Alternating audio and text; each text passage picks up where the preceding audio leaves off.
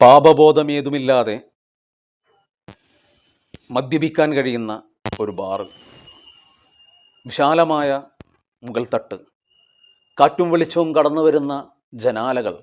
അവിടെ ഇരുന്ന് മദ്യപിക്കുന്നവർക്ക് പാപഭാരത്തിൻ്റെ ആവശ്യമില്ല. അവർ ഏതോ വലിയ തെറ്റ് ചെയ്യുന്ന ഒരു ദുഃഖത്തോടുകൂടി അവർ മദ്യപിക്കേണ്ട ആവശ്യമില്ല. അവിടെ മദ്യം മാത്രമല്ല, അവിടെ നമുക്ക് നല്ല കോഫിയും ലഭ്യമാകും. വിവേകൻ ഷാൻബാഗിൻ്റെ ഖാജർ ഗോജർ എന്ന് പറയുന്ന ഈ ഒരു നോവലിൻ്റെ തുടക്കം അങ്ങനെയാണ്. ബംഗളൂരു നഗരത്തിലെ ഒരു സാധാരണ കുടുംബത്തിൻ്റെ പശ്ചാത്തലത്തിൽ പറയുന്ന കഥ അതിസങ്കീർണമായ മാനസികാവസ്ഥകളിലേക്കും കുടുംബാവസ്ഥകളിലേക്കുമെല്ലാം പോകുന്നു. പൊയ്മുഖങ്ങളണിഞ്ഞ മനുഷ്യർക്ക് ചുറ്റും ജീവിക്കുക എന്നുള്ളത് അല്പം പ്രയാസമേറിയ കാര്യമാണ്.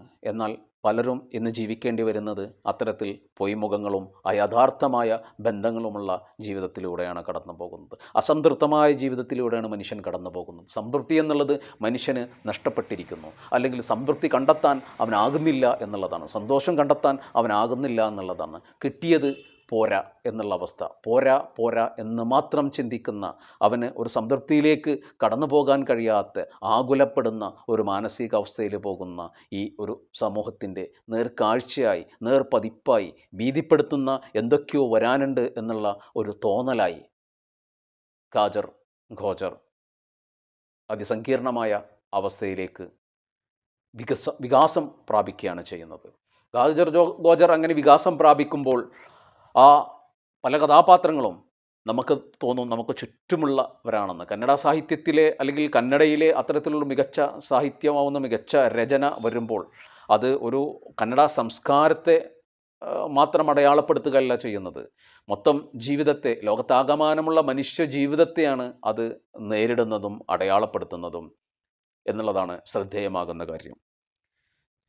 ഞാൻ അല്പം സമാധാനത്തോടെ മനസ്സിലെ ഇളക്കങ്ങൾ അടക്കിക്കൊണ്ട് കോഫി കുടിക്കുമ്പോൾ അടുത്ത് വന്ന് വിൻസെൻ്റ് പറഞ്ഞു, സാർ കൈ കഴുകിക്കോളൂ, നിങ്ങളുടെ കയ്യിൽ ചോരയുണ്ട്. ഞാൻ ഞെട്ടിപ്പോയി. എൻ്റെ കയ്യിൽ ചോരയുണ്ടെന്നോ?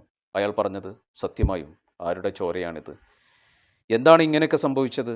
ദൈവമേ, ഈ കുരുക്കുകൾ എങ്ങനെ അഴിക്കും? വേവലാതിപ്പെടുമ്പോൾ എൻ്റെ മനസ്സിലേക്ക് ആ വാക്ക് കയറി വന്നു, ഖാജർ ഗോജർ. ശ്രദ്ധേയമായ ഒരു നോവൽ.